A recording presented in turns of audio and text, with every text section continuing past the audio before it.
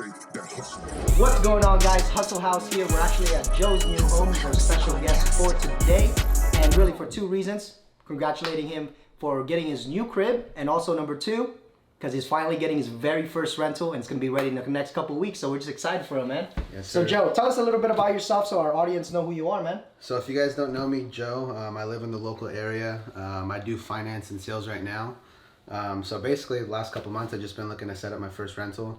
These guys have been doing it for years now. Specifically, Eddie's been doing it for a long time. So reached out, finally asked for help, and here we are. So excited to be here. So tell us about the property, man. Like, what's your plan for it? What do you got going on? Yeah, so it's a 3-bedroom, 1.5 bath. So we're gonna rent that out, and it's a pretty big backyard too. What really excites me though is the ADU, because we sent those plans in to the city. We'll get the ADU, so we'll have 2 units on the property, 2 streams of income, which will be a pretty sweet deal. Nice. So basically, it's gonna be 2 units in one property, right? Yeah, 2 units in one property. 3-bedroom, 1.5, and then the other one will be a 1-1. Nice. Yeah. So, what are you, if you don't mind me asking, Yeah. what are you thinking about potentially cash flowing on that property? So once everything's said and done, I'll be cash flowing about $3,000 a month, a little bit over $3,000. So that's pretty good. Yeah. And then how much do you have invested in the property? So invested, I mean, if you want to include like down payment and things like that, I mean, including down payment, I probably have $45,000 invested. Keep in mind though, I haven't paid for the ADU yet. Right. So I still have to pay for the ADU. So that's gonna be about $50,000. Probably give or take. So you'll be in it $50,000. for about $100,000. I'll be in it for about $100,000. Okay. But also there's also like a couple other things too, because I'm opening up a HELOC right now, so I'm gonna have probably 75, 85 grand liquid, so I could either A, pay for the ADU out of pocket, or B, if I don't want to come out of pocket, just use the HELOC and then just pay that back and use the profit to pay that back. So for the people that don't know what a HELOC is, can you explain a little bit of what you mean by that? Yeah, so basically my balance on my house is here right now. We'll just use 400 for fake numbers. My house I owe about 400, but it's worth about 5. So there's $100,000 of equity there. So basically a HELOC allows me to unlock 85% of that. So if we're using round numbers, that'd be 85 grand. So basically I get a line of credit for 85 grand, and I don't get penalized or anything for it until I actually grab it and use it. So whenever the ADU pops up, if I just want to grab that money and use it, it's there for me. So Yeah. And you can use it for future deals as well. Yeah, exactly. If you ever decide to build another ADU on that property, because you can. Yeah, the backyard. You have that HELOC for that. Yeah. And so if you got 100,000 into it and you're earning about 36,000 a year based off your numbers, so you're making about a 36% return on your investment, which is pretty solid, because solid, man. Yeah. in the stock market, I mean, you'd be happy to make 10% a year. Yeah, exactly. You know what I mean? So 36% on a rental property. That's not including the mortgage pay down, because when your renters are paying down the mortgage, and the tax benefits that you get, and the appreciation, because over time, every 10 years real estate basically doubles. Yeah. So especially here in California, so that's a fucking great investment, man. Yeah, that should sell it. Yeah, I'm super proud, because we all went to school together, so we've known each other for a good 10 plus years now. And I remember when Eddie first got his first rental, and I was like, shoot, I'm gonna get my first one, and then so on and so on. And now Joe finally getting his first one, and then building an ADU. So we're just super excited, because these are the kind of people you want to surround yourself with, right? How important do you think the people you surround yourself with, the like-minded people, are to your success or failure in life? I mean, realistically, that's probably one of the most important things. Like, yeah, we all have free will to do whatever we want, but just like the old saying goes, like, you are who you surround yourself with. Show me your 5 best friends, and I can tell you who you are. So being around guys like you guys, guys like Sam, people on the team, it's super important to have friends like that. Yeah, 100%. So what do you got planned? Because I know this is Joe's house, and this is his own actual office that he's set up. Looks pretty fire already. It's not even complete yet. Yeah. What do you got planned out for this room right here, man? So this room specifically is going to be a pod room.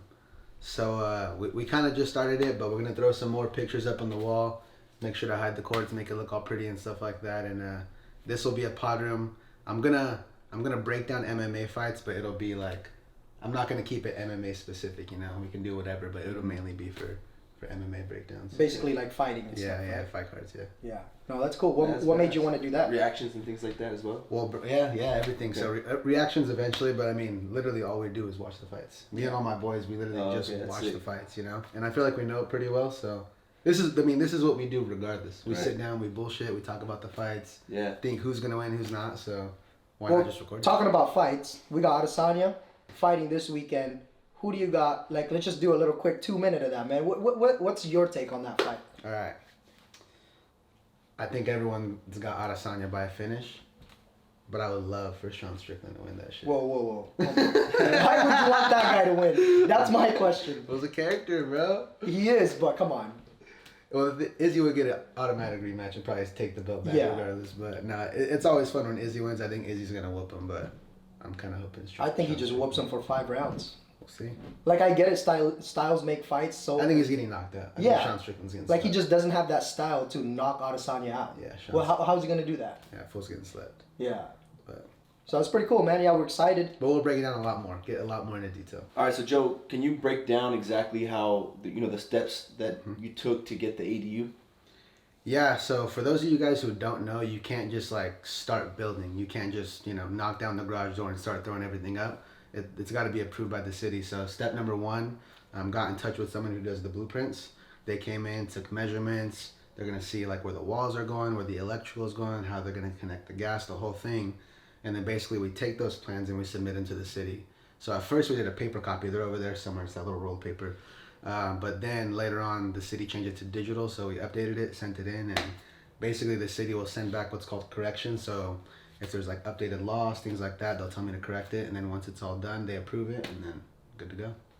Yeah, that's Yeah. solid. So And then yeah, you're ready to basically you build. got to go through the city. Yeah. Yeah. Okay, that's awesome, bro.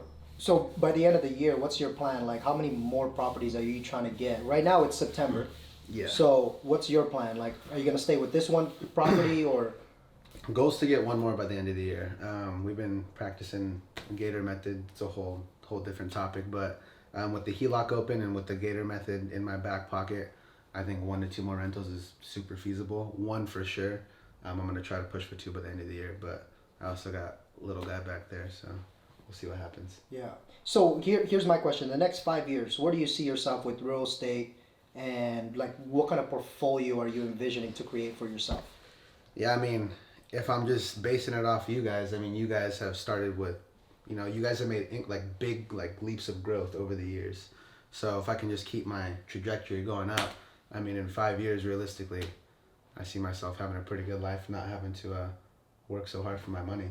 As far as portfolio, like how many houses, I don't really know. I wouldn't have a number on it, but if we keep going, I'll definitely be in a good spot as far as not having to work or whatever. Yeah. So. Have your money work for you, and that's Yeah, what I exactly. think. That's what people don't understand, right? And that's one thing that 2 years ago when Eddie first got his property, I was like, oh man, this is cool. I was like, how much do you make? He's like, we make $1,000 a month.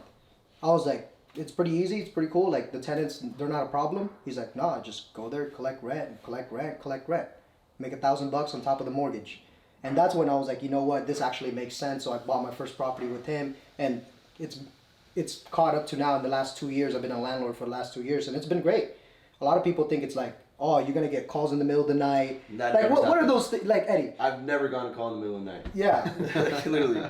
So it's I'll like, get a call every once in a while, but it's easy shit, bro. You just make a phone call to someone that's gonna go fix it. You're not gonna do the work yourself. yeah. You just call somebody and that's it. So Eddie, what? Because you are kind of like, I look at you as the expert when it comes to helping people get the rentals and showing them how, hey, this deal right here, it actually makes sense. This one doesn't. Mm-hmm. Like, what made you go into that? What made you decide, hey, you know what, I'm gonna start getting rentals? Because if it weren't for you, I wouldn't have gotten rentals. Joe wouldn't have gotten his first one. So you basically starting this whole thing, and you helped out another one of our buddy. He's in the process of getting his first rental too. Yeah. But what made you get into this, man? Well, before I got into real estate, we tried a few different businesses, and the thing that really got me excited about business was passive income. So I always knew like passive income was the way to go. I wasn't always going to be, when you get older, you're not always going to be, healthy and able to work. So I'm always thinking about how can I put in the work now, but continue to make money. And I always knew that real estate was the key, because 90% of millionaires become millionaires through real estate. So I was like, all right, cool. I knew I wanted to own rentals, but I just didn't know exactly how it broke down. You hear about it, but you think like, oh, just to make a couple $100, like, how does that make sense? You put all this money, $100,000, just to make a couple $100. How does that make sense? But, you know, when you actually figure it out, all the tax benefits, the appreciation, you know, and the rents are always going up, and you figure out how to get around certain things to create to maximize the cash flow, it all makes sense. So I started off with one property, and I saw basically the results from that, and I was okay. This is not that bad, you know. It's not that hard, bro. Like it's some easy shit. It ain't rocket science. It ain't rocket science, you know. And then after that, I pretty much got addicted to buying rentals. Like once you start seeing that money come in every single month, Yeah. you get addicted to it because you're not working for it. It's just money coming into your pocket every month, whether you're working or not. You could be on the whole other side of the world and still making money. You literally You know? were on the other side of the world, by the way. Exactly. And you were in Europe, so. Yeah. So yeah, bro. Just really, what got me into it was the passive income, knowing that you can make money passively through real estate, and that's my goal. You know, I want to have time freedom, and I want to be financially free. You know, you can make a lot of money in your business, but as soon as you stop working, that money's gone. You're not making income anymore. But through real estate, you can stop working today, and I still got money coming in. Yeah. So that's what got me into it. That's real wealth right there, where you're still making money even when you're not working. Exactly. So Joe, for everybody that wants to get their first rental, what would be your biggest piece of advice for someone that's like, man, I want to get my first one? Because right now you're in that time where like you literally just got your first one. Yeah. You're about to be, it's about to be ready within the next couple weeks. What's your advice to them, man?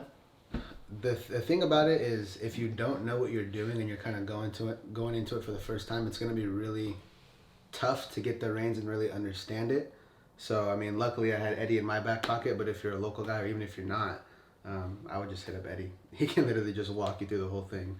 Holds your hand, walks you through it, and then once you understand how to do it, you're good from there. So you can kind of just do your own thing. But first piece of advice would just be hit up Eddie. yeah, find a mentor. You know what I mean? Or just find a mentor in your area. So How important do you think having a mentor is now that you're mentioning that? Find someone that knows how to do it. Yeah. Because that's basically your advice. Find a mentor, right? Why is that so important? Well, I mean, like, think about, like, sports, you know? Like, think about, like, a coach. Like, if I wanted to go play football, I don't have a football coach. Like, I'm not going to know how to... If I do know how to play, I'm not going to be good at it. You know? So a coach is there to not only show you how to do something, but really, like, fine-tune those little details. And, like, having you there to, like, fine-tune those little things that you don't even think about when you're buying a house is super, super important because it can be stressful. Nice. All right, so that was some solid advice. Now we got to go train. So thank you guys for tuning in. Like and subscribe for more. We'll see you on the next one. All right.